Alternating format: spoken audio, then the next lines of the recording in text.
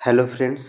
हम फिर आ गए हैं एक नए वीडियो के साथ जिसमें हम एमए थर्ड सेमेस्टर के जियोग्राफी का सब्जेक्ट जिसका नाम है क्लाइमेटोलॉजी, उसका हम क्वेश्चन आंसर देख रहे हैं जो कि दीर्घ उत्तरीय प्रश्न यानी कि लॉन्ग टाइप क्वेश्चंस हैं। उसका हम एक एक क्वेश्चन और आंसर साथ में देखते चलते हैं। ठीक है, तो आज का क्वेश्चन जो है, वाताग्र से क्या समझते हैं, भूमंडल के वाताग्रों के प्रमुख क्षेत्रों को बताइए। तो आज इसके बारे में हम देखेंगे। ठीक है, और यदि मेरा वीडियो अच्छा लग रहा है तो आप इसको लाइक और सब्सक्राइब जरूर करें। ठीक है, और शेयर भी करें।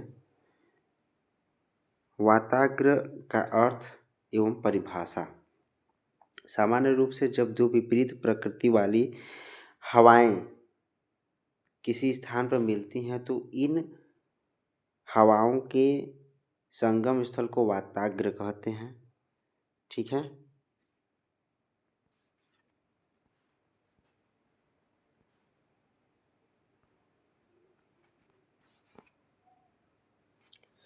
इस प्रकार की दो विपरीत प्रकृति वाली हवाएं जहां मिलती हैं वहां एक ऐसा विशाल क्षेत्र होता है जहां दोनों प्रकार की हवाओं की विशेषताएं पाई जाती हैं। ऐसे दो विपरीत प्रकृति वाली हवाओं के क्षेत्र को वाताग्र प्रदेश कहते हैं। वस्तुतः वाताग्र न तो धरातल के समानांतर विस्तृत होता है और न वह लंबवत विस्तृत होता है, अपितु वह कुछ झुका हुआ होता है। वाताग्र का यह झुकाव पृथ्वी की अक्षीय गति पर निर्भर होता है। विपरीत प्रकृति की हवाओं को अलग करने वाले इसी तिरछे तल को वाताग्र सतह कहा जाता है और संपूर्ण क्षेत्र को वाताग्र विसंगत तल कहा जाता है। ठीक है,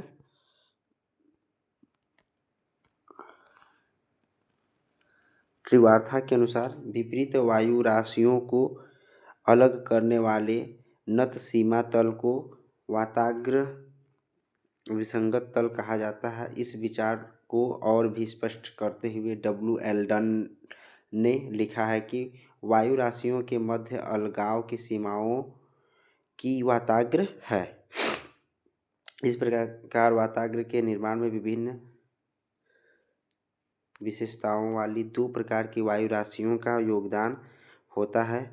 वायु राशियों की इस विशेषताओं में जितना अधिक अंतर पाया जाता है, इन वायु राशियों के संगम पर बना संक्रमण क्षेत्र उतना ही सीमित होता है। सामान्य रूप से संक्रमण मेखला की चौड़ाई कम से कम 5 किलोमीटर और अधिक से अधिक 50 किलोमीटर होती है। वाताग्र निर्माण की प्रक्रिया को वाताग्र उत्पत्ति या वाताग्र जनन या फोटोजेनेसिस कहते हैं। इस शब्द का सर्वप्रथम प्रयोग सन 1928 ईस्वी में वी कर्जनिज एवं के कर्जनिज बंधुओं ने किया था। वाताग्र परिकल्पना को इसलिए वर्केन परिकल्पना या लहर परिकल्पना भी कहा जाता है। वाताग्रों की उत्पत्ति के लिए आवश्यक दशाएं। वाताग्रों की उत्पत्ति के लिए निम्नलिखित आवश्यक दशाएं हैं जो कि दो प्रकार विपरीत प्रकृति वाली वायु राशियां होती हैं। दो विपरीत घनत्व वाली हवाओं का एक दूसरे की ओर अग्रसर होना या अभिसरण करना भी वाताग्रों का एक दशाओं में से एक है।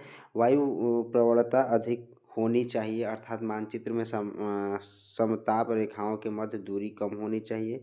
इस प्रकार वाताग्रों के निर्माण के लिए सभी आवश्यक दशाएं तभी बनती हैं जब दो चक्रवातों तथा दो प्रति चक्रवातों के मध्य काल स्थित होता है। ऐसी दशा में जब दो विपरीत प्रकृति वाली हवाओं का संगम होता है तो बाह्य प्रवाह अक्ष के सहारे फैलती है।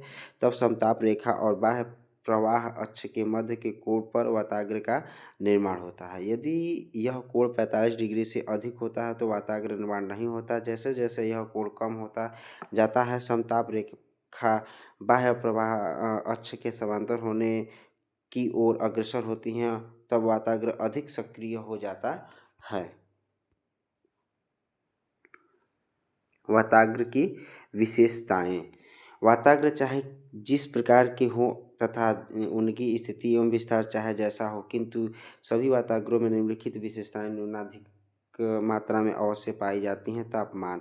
प्रत्येक वाताग्र के आर पार वायु के तापमान में भारी अंतर पाया जाता है। इतना अवश्य है कि तापमान में होने वाली परिवर्तन कभी आकस्मिक तथा कभी क्रमिक होता है। तापमान में आकस्मिक परिवर्तन तभी संभव होता है जबकि वाताग्र के आर पार स्थित वायु राशियों के तापमान में बहुत अधिक अंतर हो। इसके अतिरिक्त वाताग्रोह पर शीतल एवं भारी वायुपुंजों के ऊपर उष्ण वायु पुंजों के आरोहण के फलस्वरूप सदैव तापमान व्युत्क्रमणता पाई जाती है। वायुदाब सामान्यतः किसी एक वायु राशि में समदाब रेखाओं समवक्र रेखाएं होती हैं और उनमें तीव्र मोड़ नहीं उत्पन्न होते, किंतु वाताग्रोह पर वायु दाब प्रवणता में आकस्मिक परिवर्तन के कारण समभार रेखाओं के तीव्र मोड़ उत्पन्न हो जाते हैं। वाताग्रोह को पार करते समय समदाब रेखाएं अनिवार्य रूप से निम्न दाब की ओर मुड़ जाती हैं। इस प्रकार के झुकाव से समदाब रेखाओं के द्वारा जिस स्थान का निर्माण होता है वह उच्च दाब और इंगित करता है। इस संबंध में यह ज्ञातव्य है कि वाताग्र सदैव अल्पदाब द्रोणिका में ही स्थित रहता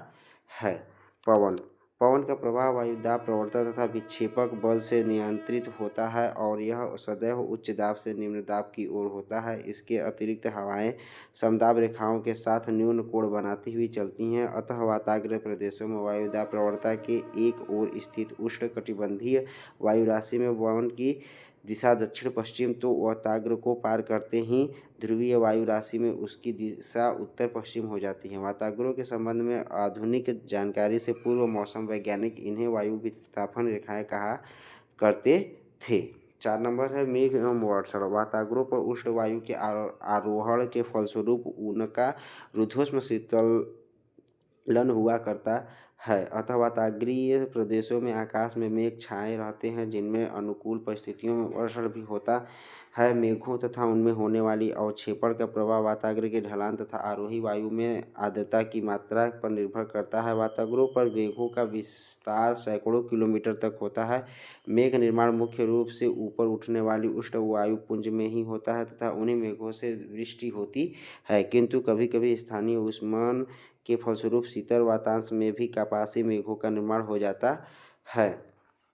वाताग्र जनन। वाताग्र जनन का अर्थ है नए वाताग्रोह का निर्माण तथा उत्पत्ति या क्षीण प्रायः वाताग्रोह का पुनः शक्तिशाली हो जाना।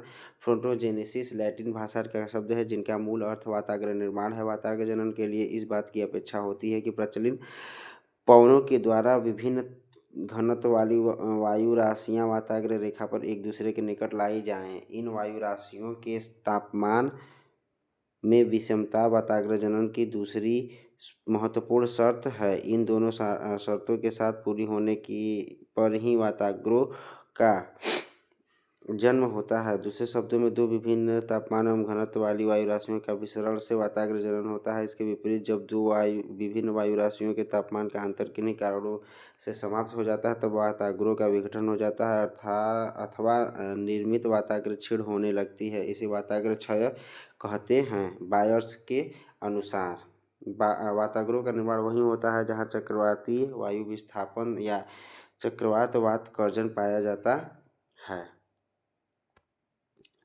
वाताग्रोह का वर्गीकरण।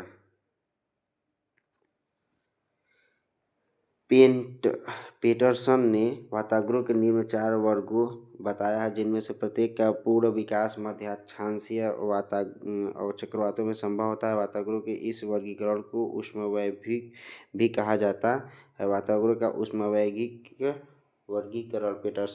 पेटरसन महोदय ने वाताग्रोह का एक अलग वर्गीकरण प्रस्तुत किया जिनका मुख्य आधार हवाओं की प्रकृति विशेष रूप से उनकी गति। इस आधार पर वाताग्रोह को निम्नलिखित 4 वर्गों में विभक्त किया गया है। पहला है उष्ण वाताग्र, शीत वाताग्र, स्थैतिक वाताग्र, अवशिष्ट वाताग्र। उष्ण वाताग्र। पेटरसन के अनुसार जब उष्ण वायु ठंडी वायु को प्रस्थापित करती है तो उष्ण वाताग्र रचना होती है। वस्तुतः उष्ण वाताग्र में उष्ण वायु तीव्रता से वाताग्र के सहारे ठंडी वायु के ऊपर चढ़ जाती है। इस प्रकार वाताग्र का मध्य अक्षांशीय क्षेत्रों में पश्चिम से पूर्व की ओर चलने वाली उष्णकटिबंधीय वायु राशि द्वारा मुख्य रूप से निर्मित होती हैं। उष्ण वाताग्रोह का ढाल 1 से 100 से लेकर 1 संबंधित 300 के मध्य होता है। इनके निचले भाग में मिलने वाली ठंडी वायु राशि में स्थायित्व होने पर स्तरीय व स्तरीय कपासी मेघ जबकि अस्तित्व होने पर कपासी वर्षी मेघ बनते हैं। वाताग्र की ठंडी वायु राशि में विद्यमान मेघों के प्रवाह तथा जलवाष्प की मात्रा पर वर्षा की मात्रा निर्भर होती है। शीत वाताग्र। शीत वाताग्र में ठंडी वायु राशि भारी होकर उष्ण वायु राशि को ऊपर की ओर धकेल देती है। इस प्रकार ठंडी वायु राशि के ऊपर उष्ण वायु राशि निष्क्रिय रूप से बनी रहती है। शीत वाताग्र का ढाल सामान्यतः 1/50 से लेकर 1/150 के मध्य होता है। इस वाताग्र के प्रभावित क्षेत्रों में मौसम तूफान युक्त होता है और तापमान अचानक गिर जाता है।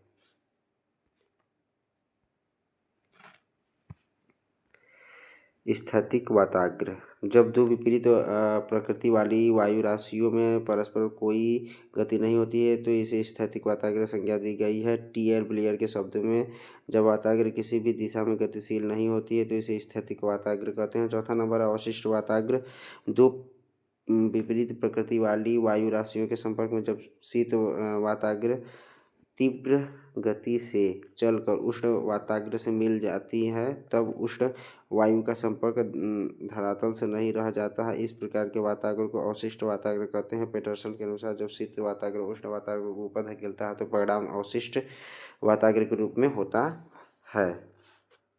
यहाँ पे बायस ने कुछ अपना मत दिया है, ठीक है, उसको आप पढ़ लीजिएगा। वीडियो बहुत लंबा हो जाएगा इसलिए हम इसको थोड़ा सा शॉर्ट कर देते हैं। वाताग्र जनन के प्रदेश या वाताग्रों का भौगोलिक विवरण, भूमंडल के विभिन्न क्षेत्रों में जो वाताग्र पाए जाते हैं वे वाताग्र जनन प्रदेश और वहीं वाताग्रों का भौगोलिक विवरण भौगोलिक स्थिति के अनुसार निम्नलिखित मुख्य वाताग्र है। पहला है आर्कटिक वाताग्र, आर्कटिक वाताग्र, प्रशांत आर्कटिक वाताग्र। दूसरा है ध्रुवीय वाताग्र, इसमें आता है अटलांटिक ध्रुवीय, प्रशांत ध्रुवीय और भूमध्य सागरीय ध्रुवीय। तीसरा है अंतर्उष्ण वाताग्र, इसमें हम आर्कटिक वाताग्र देख लेते हैं।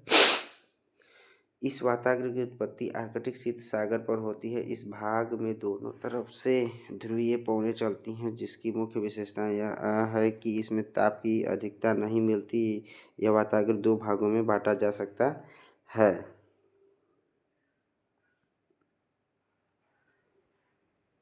अटलांटिक आर्कटिक वाताग्र, इस वाताग्र की उत्पत्ति का स्रोत क्षेत्र 80 डिग्री उत्तरी अक्षांश रेखा के समांतर रहता है। इसके दोनों ओर से सामुद्रिक वायु राशियों के कारण इस वाताग्र में प्रबलता बहुत कम रहती है। शीतकाल में यह वाताग्र नाममात्र के लिए ही रहता है जबकि ग्रीष्म ऋतु में यह 70 डिग्री उत्तरी अक्षांश रेखा के समीप स्थित रहता है परंतु इसकी तीव्रता भी कम रहती है। प्रशांत आर्कटिक वाताग्र, यह वाताग्र उत्तरी प्रशांत महासागरीय क्षेत्र में उत्पन्न होता है। यह उत्तर की ओर ध्रुवीय तथा दक्षिण की ओर प्रशांत वायु राशियों के मिश्रण से उत्पन्न होता है। यह वाताग्र अटलांटिक आर्कटिक वाताग्र की भांति दुर्बल रहता है। यह मौसम में कोई विशेष परिवर्तन नहीं होता है। ध्रुवीय वाताग्र, यह एक प्रबल वाताग्र है। इसकी उत्पत्ति ध्रुवीय वायु राशियों एवं उष्णकटिबंधीय वायु राशियों से सम्मिलित रहती है। इस वाताग्र की उत्पत्ति के फलस्वरूप मध्य अक्षांशीय क्षेत्रों में मौसम बड़ा अनिश्चित हो जाता है। शीतकाल में इस प्रभाव भूभाग पर मिलता है। ग्रीष्म ऋतु में इसकी प्रबलता कम रहती है। इसके 3 उपविभाग हैं। अटलांटिक ध्रुवीय वाताग्र, इस वाताग्र की उत्पत्ति तब होती है जबकि ग्रीनलैंड के ध्रुवीय क्षेत्रों में महासागरीय ध्रुवीय वायु राशियों का संपर्क महाद्वीपीय वायु राशियों से होता है। उत्तरी अमेरिका में उत्तरी पूर्वी भाग में वाताग्र शीत ऋतु में स्थित रहता है। जब वायु राशियों की तीव्रता बढ़ जाती है तो यह वाताग्र पश्चिमी यूरोप तक पाई जाती है। इसी परिणाम स्वरूप संयुक्त राज्य अमेरिका, पश्चिमी यूरोप और इंग्लैंड पश्चिमी भागों में शीतकालीन वर्षा होती है। दूसरा प्रशांत ध्रुवीय वाताग्र, यह वाताग्र उत्तरी पूर्वी प्रशांत महासागर में स्थित रहता है। इसकी उत्पत्ति एशियाई महाद्वीप ध्रुवीय वायु राशि तथा प्रशांत महासागरीय वायु राशि का हाथ है। इस वाताग्र का विस्तार एशिया महाद्वीप के उत्तरी पूर्वी तट तक रहता है। इससे वहाँ वर्षा होती है।